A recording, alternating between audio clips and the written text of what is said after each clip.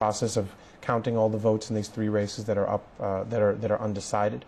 I feel confident that if we count all of the votes, I feel confident that the Democrats will be in the majority.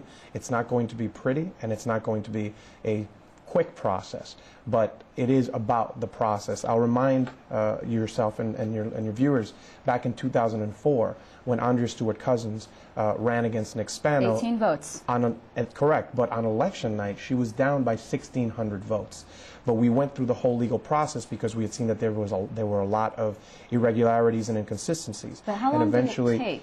It took to about, I believe, February, right, until the end of February. Because, you know, this could, I mean, you see the governor-elect saying, I don't want this to take until February. I'd like this to be settled by the end of December, so I could go into January knowing somebody's in charge, and then I could get my agenda through. Do you agree with that sort of expedited, fast-track process that the governor-elect is pushing? I believe that we need to look at the process very carefully, and that we need to make sure that every vote is counted. So no.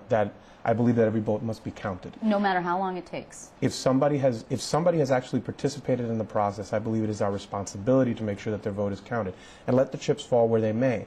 But I do not want to go through the process. Do you know that back in 2004, again, when Andrea Stewart Cousins lost, and I put that in quotation marks because I believe that it got stolen from us when the process was stopped by the courts.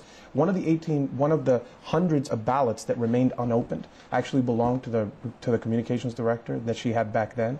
This is what I'm talking about. We need to make sure that we count all of the votes, that all the process, that we make sure that everything is done to the letter of the law, and I don't want it to be done slowly for the sake of being slow. I want it to be done correctly, and I want to make sure that every vote is counted. Okay.